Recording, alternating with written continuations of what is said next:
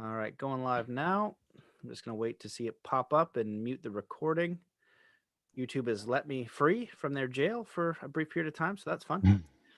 Okay. All right, going live now. There we go. We are live. And let me hit the recording and get started. Record. Hello and welcome to the Mastermind, Body, and Spirit Show. I'm your host, Matthew Belair. As you know, we have been overcoming extreme censorship. So if you want to support this show, please share episodes far and wide. Leave a review on iTunes. Go to mattbelair.com and sign up for the membership where you can support the show by donation or free, where all the episodes are backed up just in case. But most importantly, consider doing 3 kind acts wherever you are in the world today. Today's guest is an independent scholar. He has completed graduate level work in nature-based healing and trauma recovery.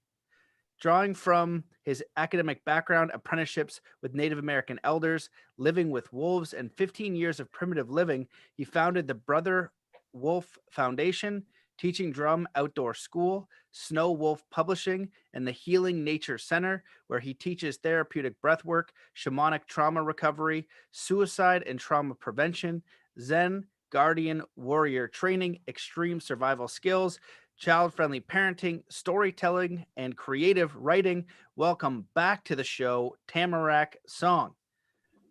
Oh, thank you for such an illustrious introduction, Matt. I wish it was all true. No, it is.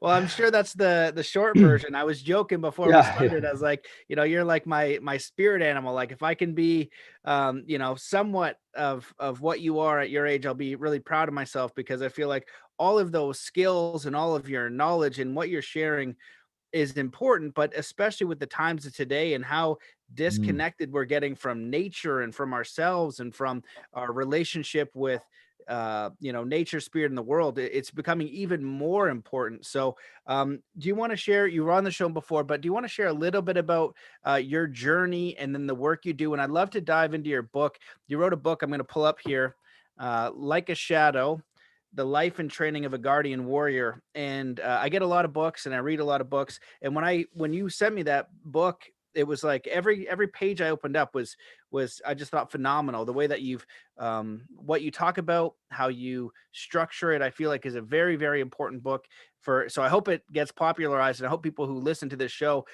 look at it on Amazon and check it out. But I feel like it's just one of the best books that I've read and seen in a long time. So I'm going to shut up now and get you to just share a little about your background and all the work that you do. Okay, Matt. Well, my history with the Guardian Way started when I was, probably I was 7 or 8 years of age. And my dad had a habit of stopping at the tavern on the way home from work every night. So this one night, though, he came straight home and he had an American Indian elder with him. He picked him up hitchhiking. He was going back to the reservation, which is about 80 miles north of us. And for me as a kid with my brothers, we played cowboys and Indians all the time. Wow, to have a real Indian sitting down and eating with us, it was just such it was unbelievable. So we had chili that night, I still remember. And I peppered him with questions. I asked if he had a horse and he lived in a teepee, all these stereotypical questions. And if he had a headdress. And he was very kind and gracious, which the elders always were with me. They always listened to me, even though I pestered them with questions, even when I was older in my 20s and 30s, always asking them questions about their old ways, how they used to live. And he answered my questions. And after a while, my dad said, Tamarack, why don't we just let him eat? And something happened right then. First of all, I felt shamed by my dad because it was just my childlike curiosity, That's what kids are for. That's what we're supposed to do: explore, discover. And but we quit talking, but the discussion didn't stop. I was still connecting with him. I looked at him and he was looking at me, and our eyes connected. And I felt something. I felt a deep connection there. And we kept this subliminal communication going, and I felt fulfilled. It was beautiful. I felt as though there was someone there who understood me, someone who was connecting with who I was, my intrinsic being. And I found out later that the native people call it nature speak. It's this universal language that all of nature and all of us are always communicating with. We're just not aware of it if we're not conscious beings. This is how the trees are communicating with the weather and the birds and the deer and the people. This web of communication is always going on, which is why there's such balance in nature. It's not just happenstance. Nature is very complex, but it works. And that's because they are listening to each other. There's deep listening going on. And that was the first time I connected with nature speak with a fellow human. And that just sent me. I realized that I don't have to just run away into the woods. I don't just have to retreat to nature the rest of my life. It's actually possible to connect with others of my own kind. There is this wild child in each of my playmates. We are essentially wild beings. And from then on, as soon as I was able, which was after I turned 18 and 19 and left home and went to college, I would keep dropping out of school and hitchhike around the country and look for native elders who still practice some of their old ways. And I would spend time with them. I would apprentice to them. And I probably over the years spent time with 40 or 50 different elders. And I learned about what it is to be a primal human, to be an indigenous being, to be true to who I really am, rather than trying to play some kind of a role that my parents expected of me or my society was imprinting upon me. And that's how I learned about the three archetypes, about the guardian way, about being a nurturer, and about being a voice or a lead for my people. And I realized that I was born a guardian, and I learned all I could about the guardian way. I got involved in some guardian warrior activities with some of the native people I knew. That's a whole nother story. And so what I wrote about in the book it's not me. It's just stuff I'm passing on that I was given, stuff that I learned. I also learned a lot about the guardian way when I was in my mid-20s. For 5 years, I lived with a pack of wolves, and I saw the same thing there. The elders would tell me when I had questions, oftentimes, go and ask the deer, go and ask the wolves. And they wouldn't answer me directly. They would send me to nature. And they said that's what their elders did with them when they were peppering them with questions. Go where we went to get the answers. And I did that. And I took them literally. I took them seriously. And I went to live with a pack of wolves. And I saw the same thing there. And I realized why the elders talk about the deer as the deer people, and the trees as the tree people, and the wolves as the wolf people, because there I was, and they accepted me as one of them. And I was able to see from the inside out rather than observing as we civilized people often do. We're observing nature rather than immersing ourselves in nature, rather than becoming nature. And I was there and I saw the nurturers and the guardians and the voices and how they work together. This beautiful synergy, like organs within an organism. The pack was functioning as one animal, you might say. And I thought that was so beautiful. And I realized what potential we as humans could have if we could really trust each other, if we could lay down our boundaries and all of our belief systems and just be. What tremendous capacity we would have to live in balance with each other and in balance with our mother planet again. So that's the short story. Wow, that's beautiful. There's so much I want to cover in this, so I'm going to just start shooting some questions your way. You talked a little bit about the three archetypes. Can you share? I think you shared what they are, but can you just share what they are and a little bit about them? Yeah, we all play a role. We're all social animals, whether we are humans or orcas, killer whales, or wolves. We have a a role that we play within our pack or our flock or whatever we're living in. And with humans, it's clan. Our ancestors lived in clans of about 15 to 30 people, and each person played a specific role there. And the role that's the most obvious to a lot of people is the nurturer, the people who are caring for the children, the people who are processing and providing the food, the people who are watching over the children when they're playing to make sure they're going to be safe. The nurturer role is very obvious in a traditional camp. And then there's the role of the voices, and they're the ones who have the perspective. They're the ones who see what's going on. They help to organize and coordinate things. They speak for the clan when someone is needed, which would be in our civilized society, our ambassadors. They're out there representing us. And then there are the guardians, and they're the ones who hang out around the periphery to give you a feel for what it is to be a guardian. If you have ADD, ADHD, or you know anybody who does, that is because they're guardians. They're not able to focus on anything, and that's what a guardian doesn't do, because the guardian has to maintain perspective, has to be aware of what's going on around you all the time. So the guardians play that role. They're not real socially oriented. A lot of times they're seen as loners or very independent. And they are constantly absorbing what's going on. And they play the role of filling in wherever something is needed or a person is needed. They're right there. They're there to serve. So though that in a nutshell is the three archetypes. And each one of us is one of those archetypes. There are a few of us who are pretty balanced with two of the archetypes, and very few of us who are fairly skilled at all three. But most of us fit into one of those three archetypes.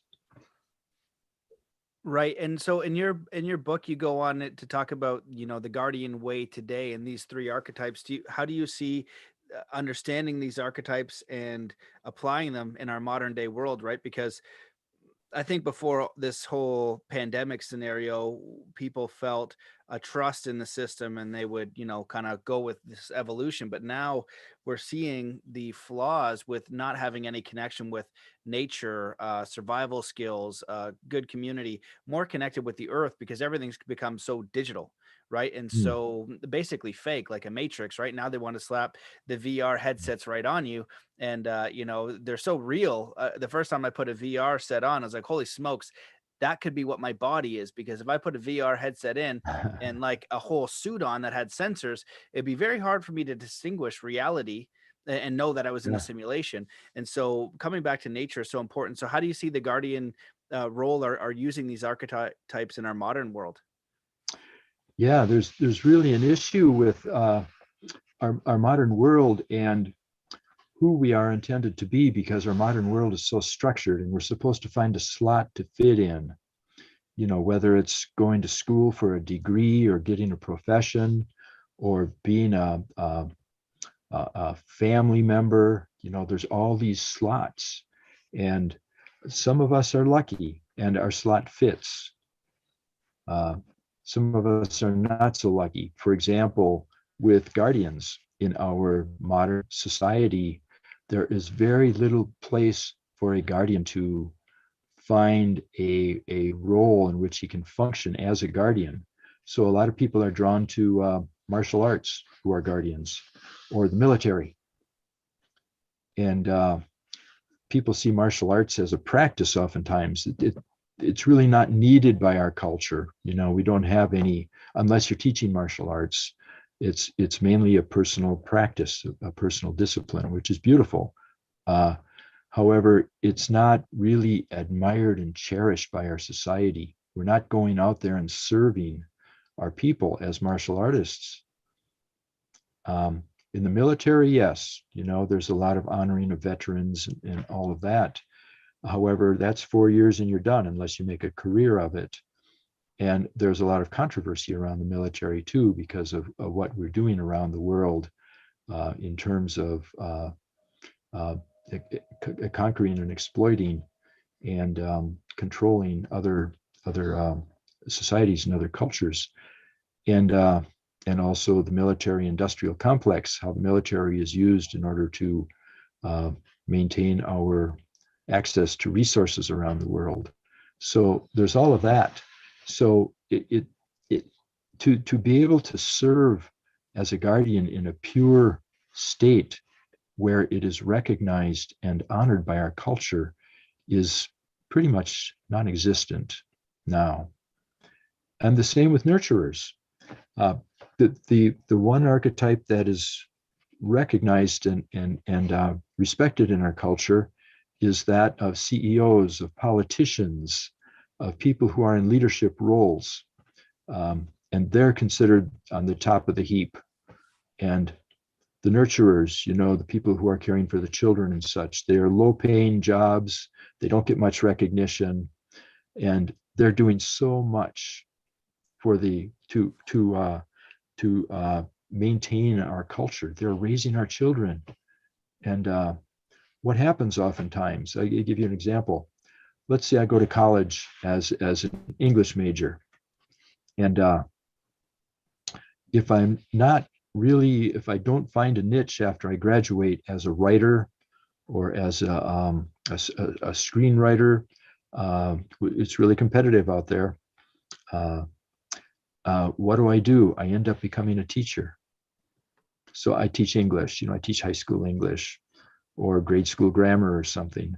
And oftentimes the people who are teaching, and this isn't always the case because there's some great teachers out there, don't get me wrong, but the people who ought to be teaching, which is true in indigenous cultures, are the people who have excelled in their field, not people who've just gone to school for 4 years and get a degree and you go and teach.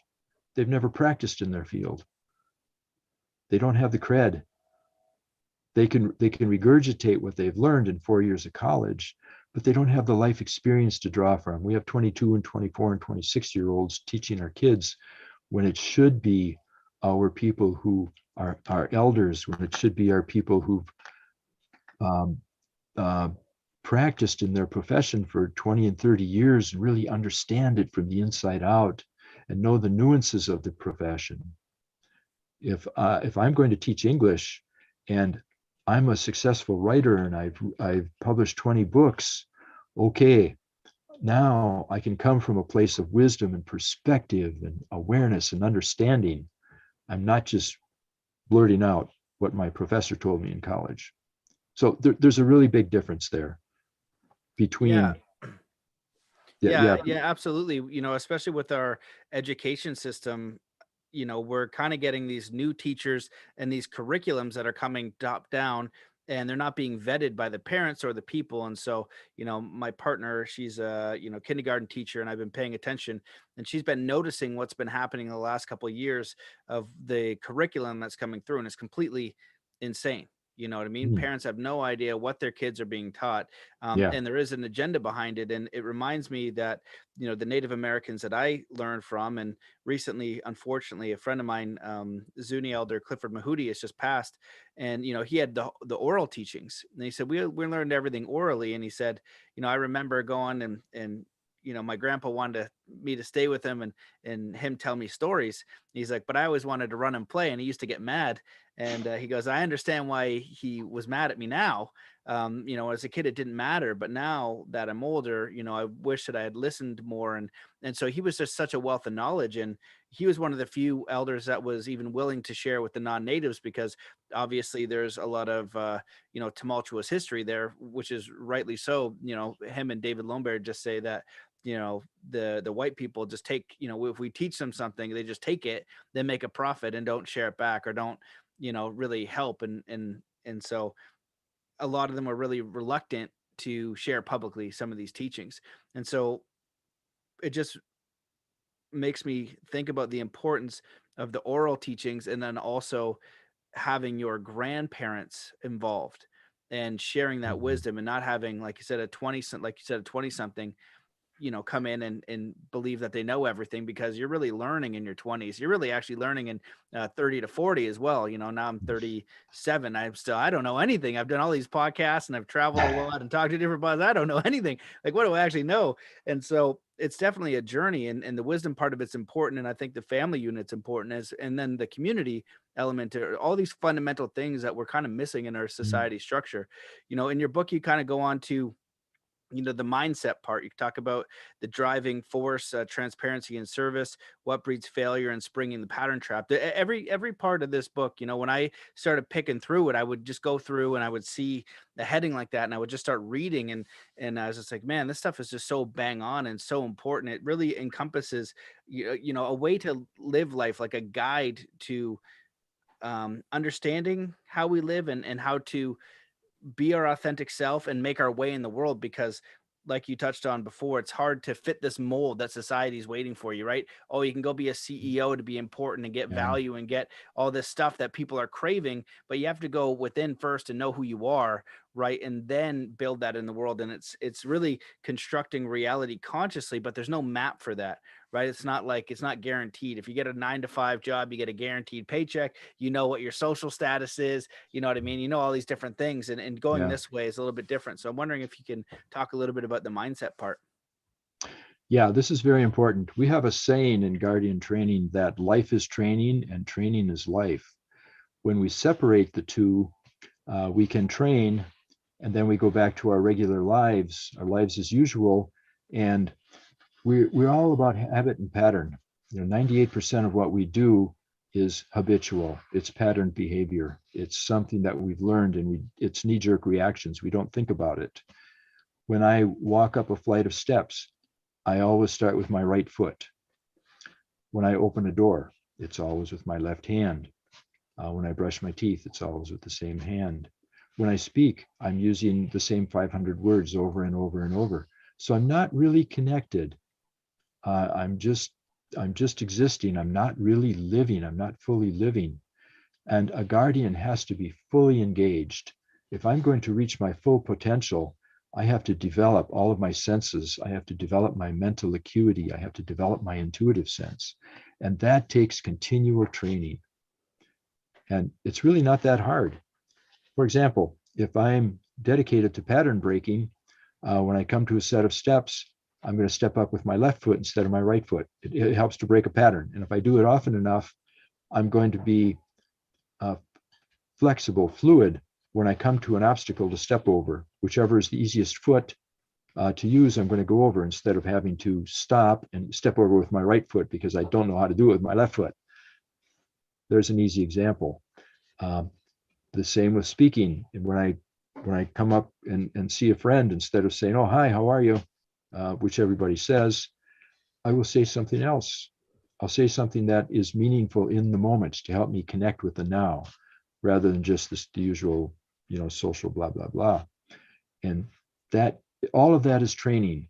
And if I approach life consciously that way, I'm in training all the time.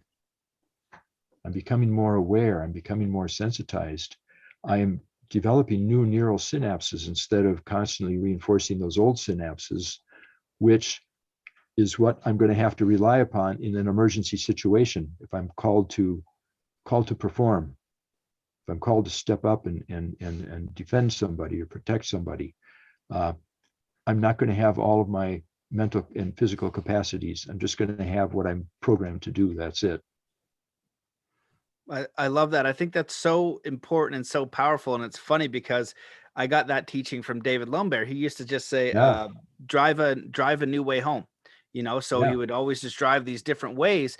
And it's funny because when we look at, let's say, the predatory system or the programs, they talk about TV programming your mind, music programming your mind. And when you understand the psychology and the intent, and a little bit about hypnosis and manipulation, you can tell that there are intents to these stories and they are programming. That's why they got TV programming. Same with school and all these other things. So when you get into a rut, you just run the same old program, and it's physical, mental, and emotional, right? So you get up and the alarm goes off and you rush to shut it down, and then you feel a certain way, you rush to work, and you just run these whole patterns. You get home and you have whatever dinner you're going to have, and you have a Monday to Friday routine and usually a Saturday to Sunday routine with only a little bit of variation. And this includes your thoughts, it includes your actions, and it includes your emotional states. So what can you do to shake things up? And people might hear that and think it's trivial, but it's not, because like you said, you are literally creating new neural synapses. You're now creating options. And just like this program, what they want is like one option to literally program you into slavery, into a pattern reaction. And with that conscious thought, you can then change that. And that's where your free will comes in. That's how you begin to design your life. It's simple things like that. One of the things that I like to do, and I learned this from sports, was that, in skateboarding, you always have to do everything your wrong way, which skateboarding is hard enough. Then I'm trying to do it my wrong way. Same with snowboarding. And martial arts, the same thing. I want to develop both sides of the body and learn. And I learn more about myself. It's one of the ways that I like to discover, who I was, through martial arts. And it really connected with my body. And it was not so much about how you could beat the crap out of someone, but knowing yourself more.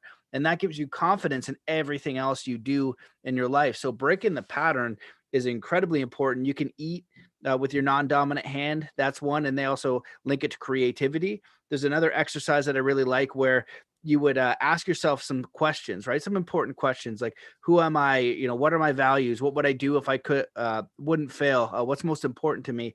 What's my real dream? And you ask these questions, but you write it down with your non-dominant hand. And when I would do these exercises, I would think with my brain would think, and I would write it down. So I feel like the answer would be the same if I wrote it down with my other hand. But when I would read the answers, it was always 20% different. When I would reread, I was like, oh, this is different than I think that I would just react, right? And that's that space, and it's changing things to just this programmed pattern reaction. And it's a very powerful thing to do. Yeah, you bet. Beautiful. Yeah. And so, well, I didn't know if do you want to comment on that? Because I was just going to fire another question at you. Yeah, just a bit. I learned from the elders. When I would ask questions, they would say, rather than asking questions, be as a question. And with that questioning attitude, I caught what they were saying, because when I ask a question, I'm basing that on what I already know. How do I know what to ask if I don't know what's out there? So when I be as a question, I'm just open and inquisitive. I'm open to whatever else is going on. If I ask a question, I'm going to get an answer to that specific question. It may or may not be what's going to help me. I don't know, because that's why I'm asking the question. So what they're implying is, by being as a question, is to be open, to be inquisitive, to be curious, to be experimental, just to live that way. And I'm going to be open to new information all the time, rather than filtering it based upon what I think I ought to know, because I don't really know. That's trying to predict the future. Right. Yeah. And that reminds me of, having the idea of having a childlike mind. Right. And it's so interesting to know, as you get older, how little you actually know. Right. Because information evolves over time. There's certain, I've kind of deduced it, and I'd love your two thoughts on this, because of all the, let's say, information out there. We're in a bit of an information overload. So you learn about history, and then all of a sudden you learn maybe there was a distortion, or maybe you didn't learn the entire truth. You learned some of it, but then, there was this new way, or this new information that kind of elaborated, what you knew, and changed your perspective a little bit. So when I thought about it, I figured, we know what we can do, right? So if I know how to make a ham sandwich, I can make another ham sandwich, most likely. And we know our intentions, right? So we could have we can know we had a pure intent and fail, and maybe, cause a little disruption and a little grief for some people by accident. But we would know our intent. Are we intending to do harm? Are we intending to, whatever the case is? So I discovered those two things. I'd be curious what your thoughts are on, trying to navigate to the truth here, and knowing who we are actually, and then, navigating a very deceptive reality. Yeah. It's I'm a member of a group that practices inquisiting, constantly searching, going under and under and beneath and through. And we like to think that, oh, there must be some truth, there must be some ultimate truth. That's what I'm after. That's what this inquiry is all about. And the odd thing is that it's like climbing a mountain. Oh, I want to climb this mountain. And I get up there and I'm at the peak and I look over across the valley and I see, oh, there's another mountain. I didn't know that. And I go and conquer that mountain. And there's another one and another one and another one. And this is the beauty of what I consider to be true inquiry, the true Zen of inquiry. And that is that there is no ultimate truth. I arrive at something. I think I found something. And I can sit there and rest on my laurels and create a belief system around it and say that, hey, this is it. I've got it figured out for the rest of my life. Or I can see it as a doorway to something beyond, something further, something deeper, something even more splendid or more bizarre or whatever's, I don't know what's there. So I just keep going. I just keep going. I just keep going. And to me, that's the difference between mere existence and living. Can you define that a little bit more, like the mere existence and living, just the ability to stay in a curious state? Is that what you mean? Yeah. Yeah. Existence is going functioning as a biological entity, basically filling up space, breathing, eating, going through the motions of life, not really knowing who I am, not knowing why I'm here, not necessarily doing anything for the benefit of others. Oh, I might be a good and kind person, and I'm taking care of my kids and such, but anybody can do that. What is my gift? Why am I here? What's beyond this mere existence? Is this all I'm here for? Is just to have a couple kids and have them do the same thing, and then their kids do the same thing? And what is the purpose of life? What is the greater reason for existence? How can I be more responsive and responsible? If I'm just another consumer, and we keep reproducing and keep overpopulating the planet, and just rest on our laurels. Oh, I'm really a nice person. I go to church on Sunday, and I pay my insurance, and I die. Okay, is that living? Why bother?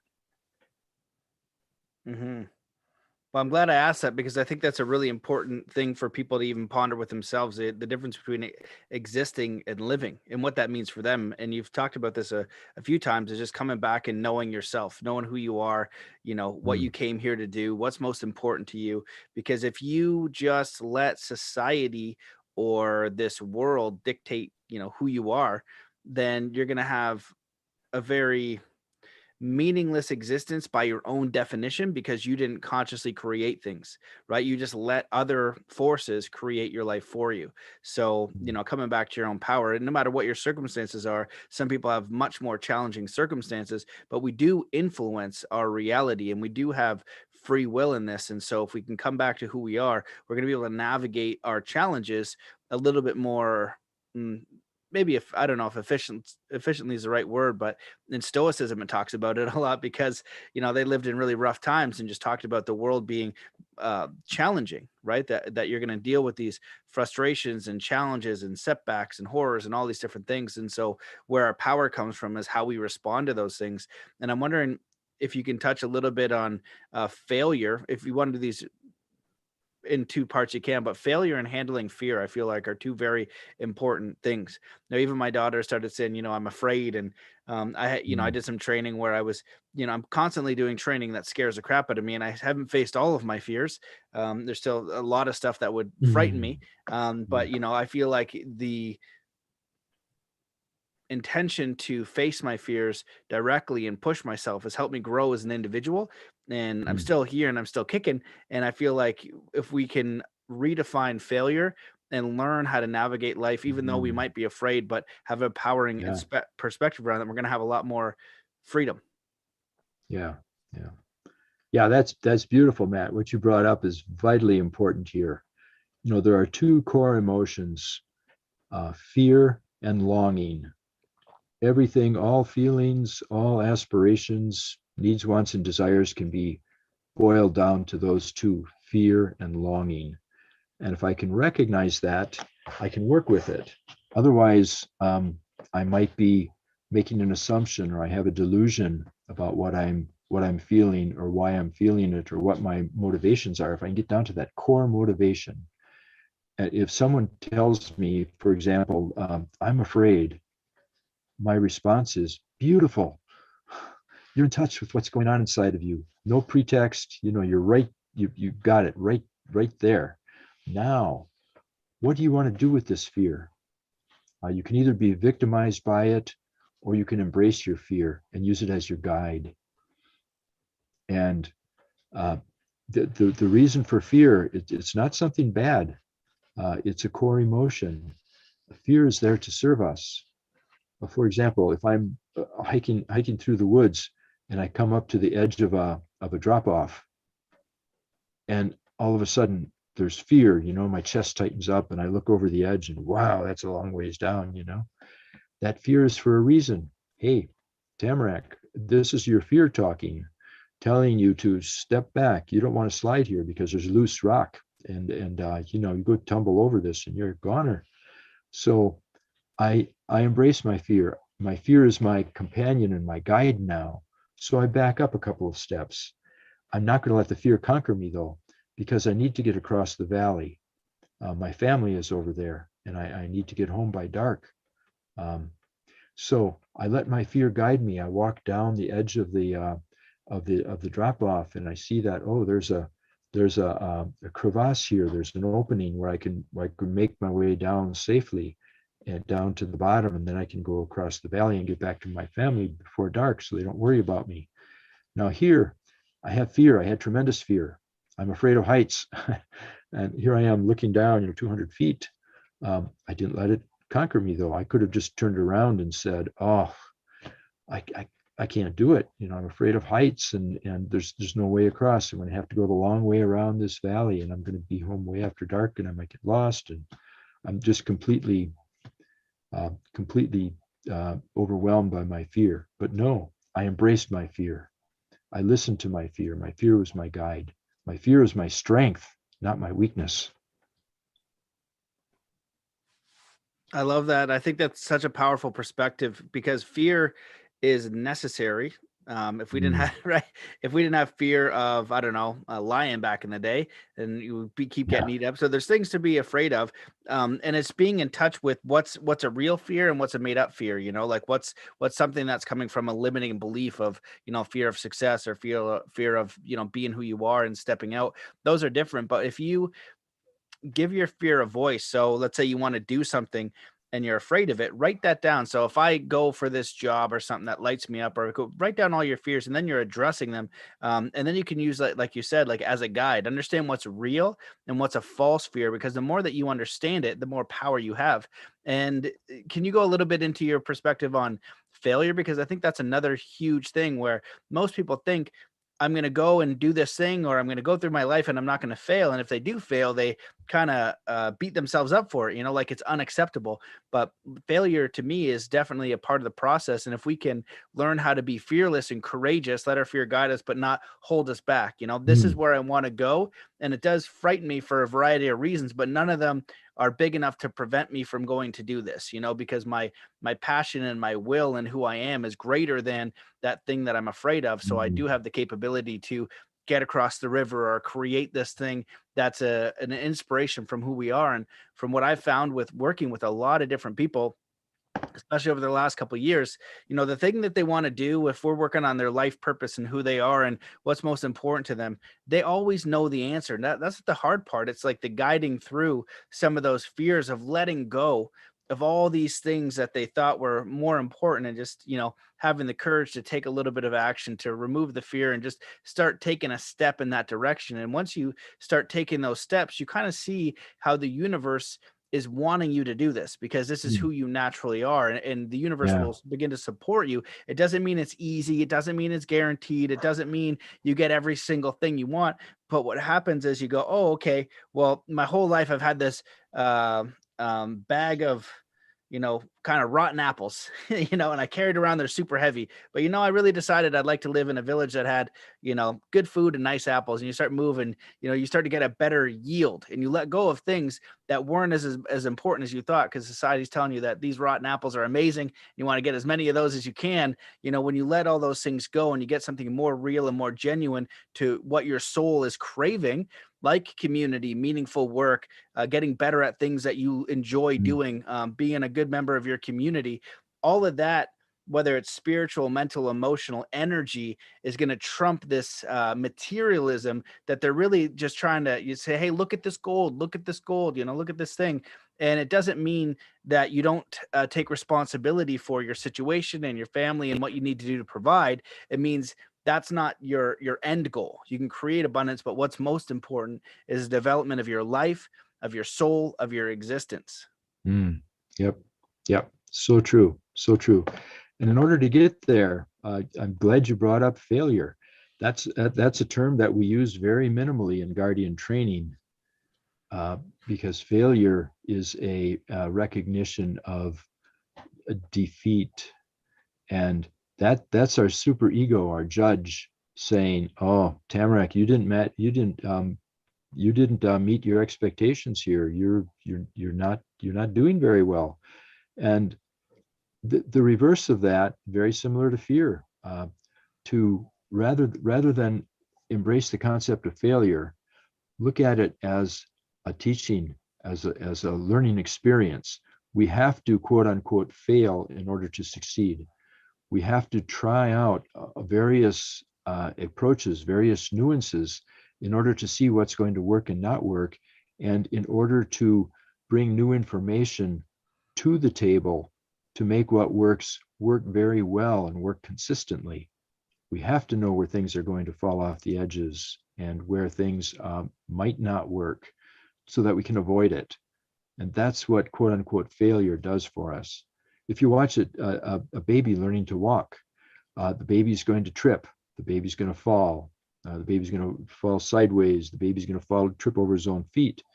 God, is that failure? No. The baby's learning how to be coordinated. The baby is learning how to put one foot in front of another, how to turn, how to balance through failure. It's the only way to learn. If mama keeps holding the baby's hand every time the baby wants to try to walk, the baby is going to learn to be dependent on mom to walk, and is not really going to learn to be independent and interdependent. The baby has to fail. The baby has to trip and fall. That's an essential part of learning to walk. And that's a metaphor for everything we learn. I love that, Failure. and it's so true. And as human beings, we're constantly pushing the boundaries of our capabilities, or you're not, or you've kind of gotten to the comfortable zone. And that's where I think a lot of people get stuck, is in this comfortable zone. And it's almost like Mm. this sedation, right? So you get the amount of money that you require to live, you know what I mean? And you do some things, and then you're eating food that, creates sedation. You're drinking alcohol or some sort of escapism that, allows you to kind of be sedated a little bit further, rather than testing your limits, figuring out what's most important to you and how to like give it your all. I like to give this example to some people where, for coaching or something, and they're talking about their life and they might not be so happy, but I say, okay, well, think about this. 10 years from now, from right now, I'm going to give you a million or 10, $20 million, some stupid amount of my $100 million, just all the money you need forever, $1 million a day, every day. So you don't have to worry Mm. about money. You're multimillionaire for the next 10 years. Now you get to live that life. And at that time, if you, let's say, break both of your legs and you no longer have the use of your legs, or you go blind, right? And you have to move forward for another 10 years. Are you going to choose, you have to choose one thing: taking your wealth with you, or starting where you are now with all of your capabilities? Just your natural self. And everybody chooses a full and complete body, a full and complete brain, because the quality of their health and their life doesn't trump that. And I often think that people think about their lowest common denominator rather than what they're actually truly capable of. And so, especially in sports, you're always testing the limits. In any skateboarding and snowboarding is consistent failure. And so that's how you get better. And eventually you overcome that failure. And it's a very beautiful thing, but it's a necessary, unavoidable part of the process. And if we can just accept it for what it is, then we're gonna just enjoy the experience and try again and not take it personally. It's like, oh, I failed, so I'm gonna stop. I can't remember who said the quote is just, you don't fail until you stop trying. Right. That's when failure happens, is when you actually give up and stop trying. So I think it's really important for people to just kind of wrap their head around that and understand that it's more of a process. It's not like I want to achieve this thing. Well, give yourself time. Like if you want to, I just started to learn the guitar last year and I suck and I kind of stopped, but I did make progress. Right. So if I had stayed consistent over time, I'd be a lot further ahead. But my will and my desire to do it was kind of, waning. But so the things so that's why it's so important to really know what you desire, because that passion is going to get you through those pain points, those sticking points, those times where you fail or you don't have that inertia. So it's really important to know who you are and what's most important to you. And I'd be curious, in your book, I love how you have definitions in the back. And two of the definitions I'd love for you to go into is what is guardian consciousness and mission consciousness, and how do we connect to, a greater meaning within ourselves in a world that really conditions us to think that we're not going to make a difference. It's all so big, there's no point, you're not going to do anything. How do we move towards a guardian and mission consciousness? Yeah. Okay. I'll start with mission consciousness, because that pretty much includes guardian consciousness as well. A mission is a specific task that we take on in order to serve our people. It's not about me, it's about my people, because the elders taught me that giving is receiving. If I'm doing just what you were talking about, oh yeah, I've got the money, that's what I wanted, or I'm working for the money because I want the money, I'm making it all about me. And when I get the money, I'm going to be alone. I've got the money, I haven't developed any relationships, I haven't developed trust, I don't have any caring, sharing connections in my life. That's what's going to sustain me. When I'm down and out, if I were to lose all my money in an instant, I'd be there alone. Life is all about relationship. So in order to cultivate relationship, I give before I even think about receiving. The native people in my area, when refrigerators came by, came into their reservation about 75 years ago, they didn't know what to do with them. They called them stingy boxes, because it just didn't make sense for them to have a refrigerator or a freezer to stick their surplus food into, because what they've always done, if they have some surplus, they go give it to their neighbor. They share it. They have a feast. And what they're doing is developing relationships. So when their neighbor comes back and from fishing or hunting and has extra fish, what does he do? He comes and brings it over to me. And it's just that giving and receiving, that circle of relationship that keeps going on. So here's what a mission is all about. Guardians live in mission consciousness. They're there to serve, and they choose a mission, or a mission is chosen for them. Sometimes it's just obvious as to what people need, or the guardians will call all of their kind together to serve on a mission. And that mission consciousness is getting out of your own ego and seeing yourself as part of a greater being, as organs within an organism. Within me, I have my liver and my heart and my lungs, and any one of them alone cannot exist, not for very long. They all need each other. And in order to be the best, in order for my heart to be the best it can be, it has to first give blood to the lungs, so the lungs can bring oxygen, can infuse the blood with oxygen and bring oxygen to the heart muscles in order to function. So the heart has to give in order to receive.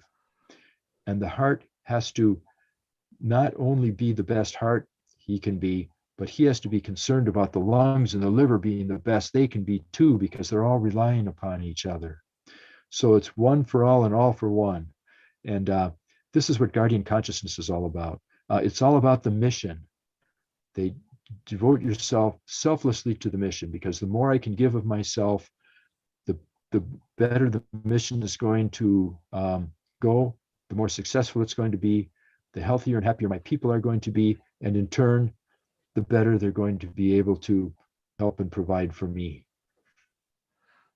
I love that. That's so powerful. It reminds me of the idea where, some people will make a prayer and they'll say, I'm a servant of God, or some people say I'm a servant of creation, and in Native American teachings, they'll just talk about all my relations being like, I am a part of everything is Yeah. living, so, Yep. the rocks and the trees. We think of animals like, okay, let's include the animals as our plants, and like literally everything, the rivers, everything is a part of creation, and you want to harmonize with that. You don't want to just separate yourself from it, use it for resource, and do all these different things, which we can do, but it's understanding that relationship to it, right? So if you need Yeah, a tree beautiful. for housing, you don't go and just chop down all the most important trees where maybe the beaver population is. You figure out where you can get what you need, and you do this by a self inquiry, and then also having a relationship with the creator, saying, creator, these are the things that I need to live and survive and thrive for my family and my community. Where can I get the things that I need? And you'll be led to the right spot where you can take what you need, but you're not doing it in excess.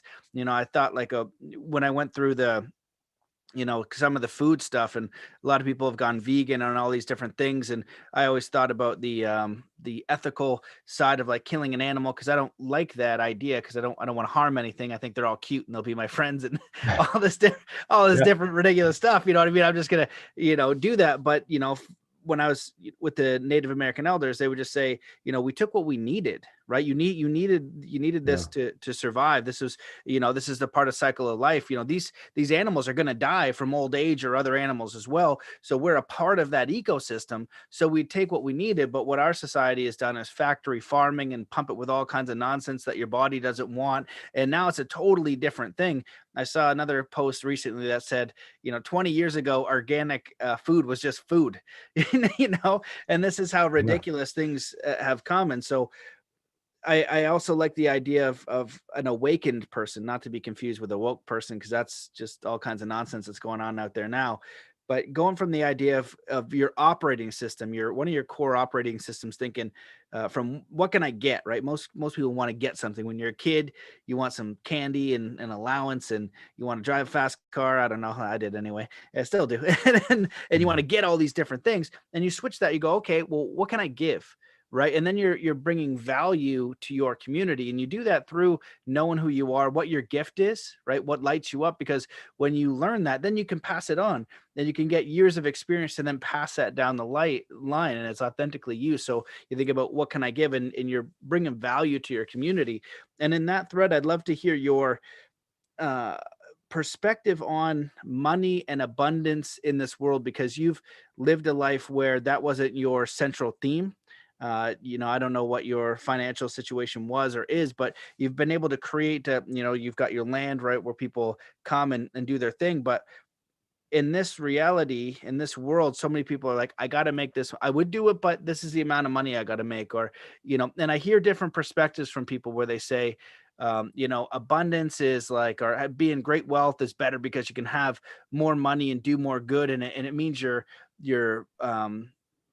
loving yourself more, and you're honoring your self-worth, where I think that's like kind of true, but not fully all the way. I feel like it's one of the wealthiest. Yeah, I think it's the wealthiest friend I have. He's absurdly wealthy. I think one of his companies is worth maybe like probably 30 or 40 million dollars now.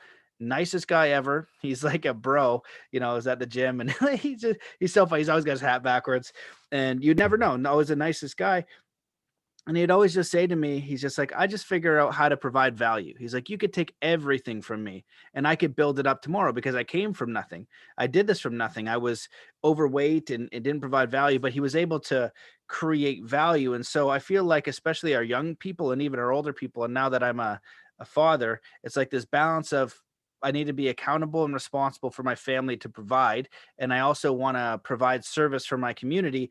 And that gap of how do we get reimbursed, or how do we get taken care of for that thing? Because one of the examples I'll give to the people that I do coaching with, I'll say, all right, well, write out a job description for me that I'm going to pay you 300 grand a year. So write out that job description, everything that you want to do. Right. And then they'll write it out. And I'm like, okay, I'm going to pay you 300 grand a year. But then I just tell them to go do it. You already know what it is. Go do that thing as much as you can. You might not be able to do it full time, 40, 60 hours a week, but you can begin to chip away and then ask the creator for a way to move into this way of living. And sometimes you're going to have to let some things go or reorient, but it's been my experience that it's possible, especially once you give it a little bit of time. Mm-hmm. Yeah. Yeah. Yeah. That's a great example of your friends. He has a lot of money. Is it meaningful to him? Yes. How meaningful is it? Well, if I lose it all tomorrow, I can start over because I carry it within me. That's where the value is. It's not what I accumulate around me. That comes and goes.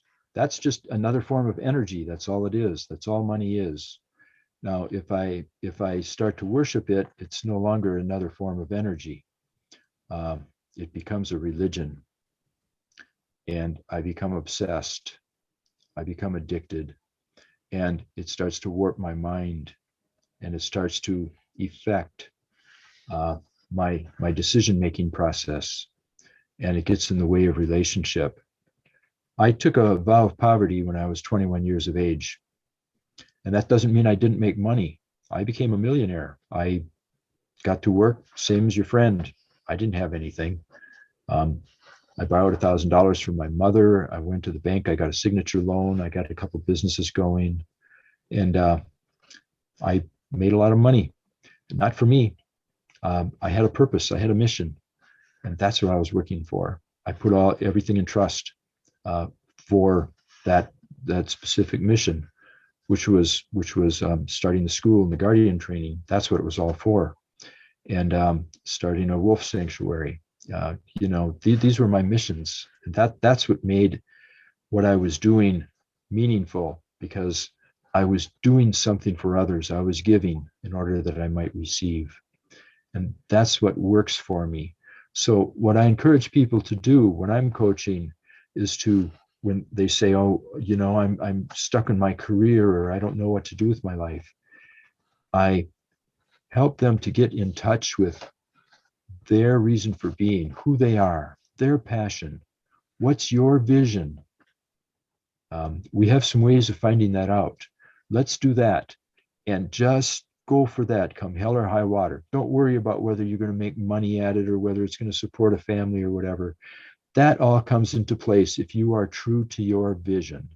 That's what you got to do. That's the only way you're going to be happy.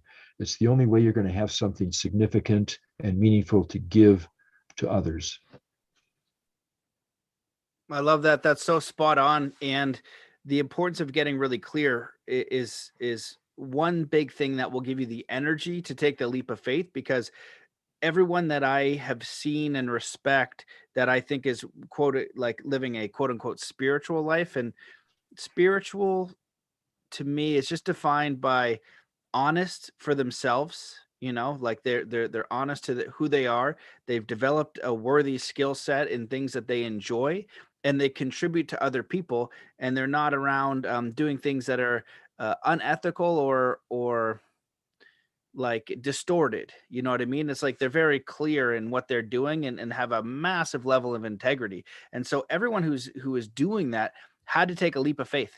They have to go all in, like you said, or they have to dedicate their entire being to it. And it's not like you get to the level of mastery right away. It's like, okay, I'm going to go do this, and then I'm going to master it. Like that doesn't work. When you look at an athlete, a snowboarder, a business person, or whatever, they went through a whole bunch of failure first. They went through years of experience. They went through forming who they were, chipping away day by day, so that they could build that character and that knowledge within them. And then they carry that within them. It's just like the knowledge you have, one of them is extreme survival skills. And I have extremely terrible survival skills, meaning I'm gonna have to come to your house and get some help. But that's for you, someone would say, oh, food shortage, but that's interesting. There's food everywhere. You would know how to get it. You would know how to support yourself. You know how to do all these things. And you would have no fear of it because you've acquired this knowledge. That knowledge is within you. And I feel like that's a fundamental missing skill for our civilization. I think that we need to know that because we're almost this useless species. It's like, yes, it's great to have these abundance and this technology and all of these wonderful things, but you got to remember where you came from. There's value in that. You know what I mean? To have that knowledge, that inner knowing that wherever you are, you're going to be okay because you understand where you are. You understand your surroundings, you understand nature, you understand your connection with it, and it's real and it's true. And from that, you build up. It's like the foundational base. If you do martial arts or you do anything like that, they just talk about the fundamentals or the essential knowledge. So that to me is just essential knowledge, which gives you another step to go, well, I'm going to do this business and I would like it to make $10 million so that I could buy more land to do this. It's about the mission of what I could do with that, the value of what I'm creating. But if everything went away and I had nothing, I could literally just survive here and build a little spot, and be totally fine because I understand who and what I am and my function in this environment. It's just a very important thing. And in your book, you talk, I think it's one of your last chapters, neutralizing someone who brandishes a weapon. And in this world, it's interesting. I was just reading like the stuff that's coming out of the school board in Canada and some of the stuff that's being promoted in this propaganda. I'm reading it and it is the most absurd stuff. And the main attack is like attack on, people's personality and shouting, sticks and stones at people. And a lot of people are afraid to speak up now. They're afraid to speak the truth because they get hit in the head like a whack-a-mole, and very, very much attacked. And so I'm just curious if you can speak on that a little bit. How do we develop our courage and even handle confrontation? So many people are really worried about, confronting and hurting other people's feelings, but also just being attacked. And that for me, I feel like people have said, Matt, you're so brave to speak up. And I never thought of it as bravery in any way. I just thought of it as a necessity. But I think it's from the martial arts that kind of allows me to do it. And I'm really sensitive. So when people talk shit on the internet, it's so stupid. It's probably like an 18-year-old person or like 24 or whatever. It shouldn't bother me, but it's still like I feel it. I don't prefer that. It still, attacks the feelings, but I know it's necessary. So whatever is going to come back, look, this is the truth for me. I'm saying it because I think it's helpful and necessary. You can have an opposing view, and if you give me better evidence and information that's more true, I will lick my wounds and modify what I think. But this is necessary. I'm going to have to say it. And then that's kind of like the role that I've done, for myself. And I feel like if more people had the courage to speak the truth and have the accountability to have the knowledge of certain circumstances and things going on, or right versus wrong, we wouldn't be as far as we are now. And I'm reminded by this quote. It's a Stoic quote that said by Marcus Aurelius. It says something along the lines like, today when I wake up, I will know that people will be angry, vindictive, surly, and all these different things because they can't tell evil from good. And that's just kind of how I've seen, what's going on now. So I'd love for you to speak on that. Yeah. The idea of conflict, it all goes back to that. Why is there good and evil? Because there's conflict. Somebody judges somebody else. There's always an enemy out there. Our culture is based on the enemy concept. We have a war on poverty. We have a war on drugs. We have a war on homelessness. We have enemies around the world, where we have to be prepared. We need a strong military and blah, blah, blah, and on and on and on. Always the enemy concept. The cold is our enemy if we live in the North Country. The heat is our enemy if we live further south. There's always an enemy. We're always working to protect ourselves, to set up boundaries. And that's all at the expense of relationship. And the same with conflict. Let's take a simple example that from our everyday lives. Anger, arguments. Why do I end up in an argument with somebody? Well, it's because I don't feel as though I'm being heard. So I have to raise up the decibel level. I have to come up with a convincing argument. I have to be assertive uh, in order to get through, because I don't feel as though I'm being heard. So the first thing to do when there's conflict to avoid violence is to listen. If someone is threatening violence, that person has a need, want, or desire that is not being fulfilled. So if I can just listen, and it has to be honest and sincere listening. If I can listen, if I can create some empathy, some rapport with the person, all of a sudden we're on the same wavelength. Everybody wants the same thing. We're not so different. It doesn't matter who it is. We all want to be warm and comfortable, and we all want to have meaningful relationships in our lives. We all want to feel safe. There's no difference. Yeah, we think there are differences in values and beliefs, and they're irreconcilable. They're not at all. They're not at all. We are all brothers and sisters. We're all children of the same mother, all on this boat together, and we're going to sink or swim together. So if we come from that place, someone who's threatening me is going to feel that. They're going to see, oh, this guy's not my enemy. This guy, if I truly believe in giving before receiving, if they have something they think they need, hey, help yourself. I'll help you load it. I'm not going to sit there and fight with the guy. Here, go ahead. I'm one of you. I'm not your enemy. It's not about the haves and the have-nots. If I have more than you, I ought to be sharing it anyway. You think you need it? Take it. I don't care about ethics. I don't care if you're working for it or if you're getting it from the point of a gun. You've got your own stuff going on there. I'm going to go with the flow. I'm going to go with the prevailing energy rather than resisting it. And I just keep it that simple, with no judgment, no values. And that way I'm going to survive. The other person is going to get what he or she needs in the moment. And I can make decisions after that, after the pressure's off. If this guy is, strung out on drugs and is going to go and hurt somebody, I think I am now in a place where I can get help for that person or call the authorities or whatever is needed. If I resisted that person and we ended up in a fight, theoretically, I would have a 50-50 chance of predominating in that fight. I might overcome him. He might overcome me. I don't know. Theoretically. So I'd have a 50-50 chance of being able to do any good. And if I was defeated, what good am I for my people? What good am I for my family? If I was shot, or I have a broken leg, or if I was killed, just because I wanted to defend and protect our jewelry or whatever, it's senseless. It's just senseless to resist. There are other ways, and if I can develop rapport with someone who is wanting something from me, we can get a dialogue going, and I might be able to do some real good for that person.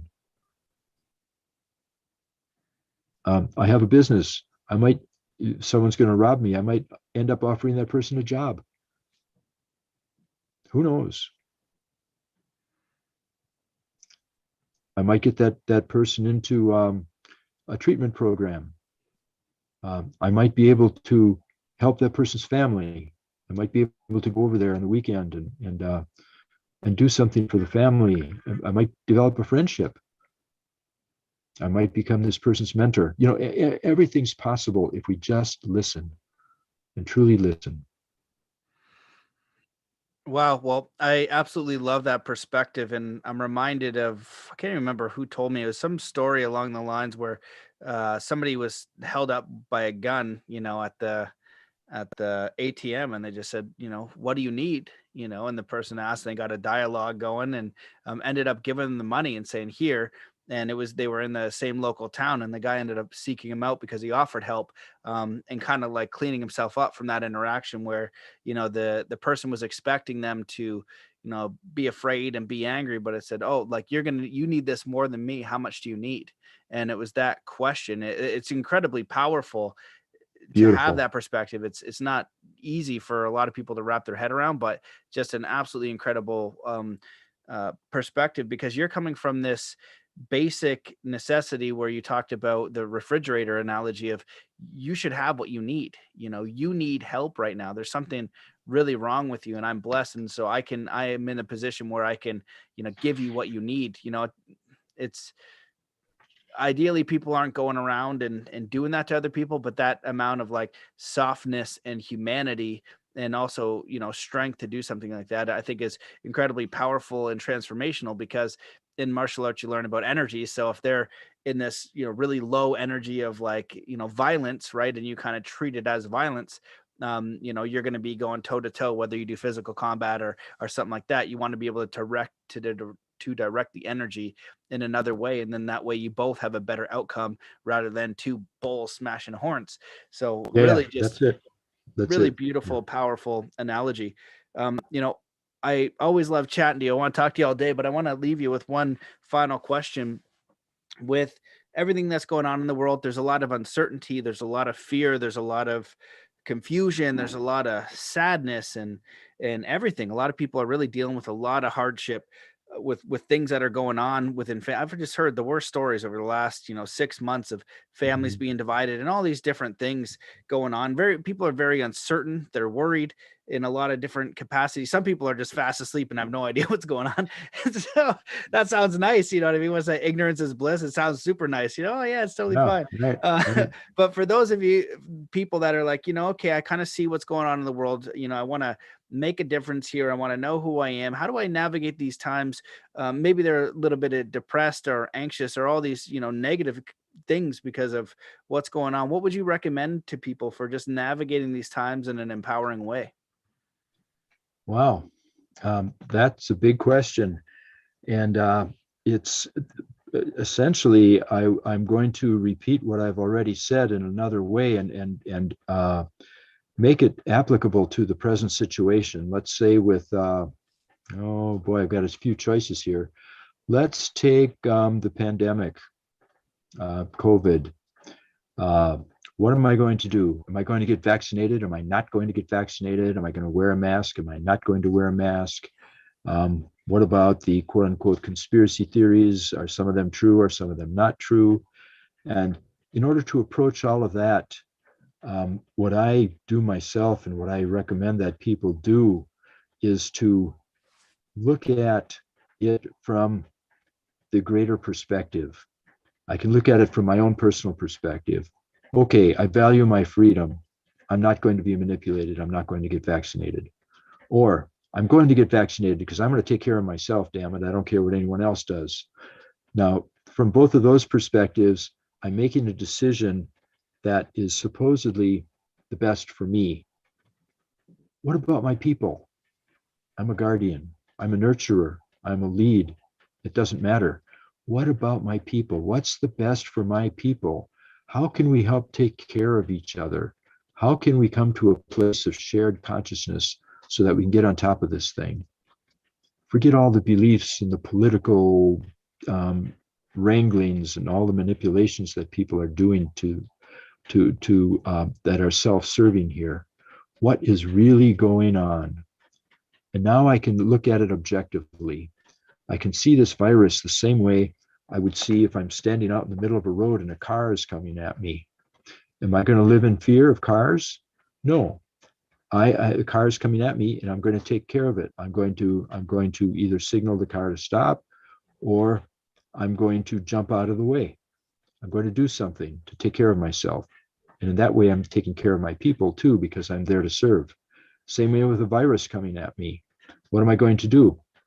I can stop it, I can flag it down, or I can get out of the virus's way. Am I living in fear of the virus? No.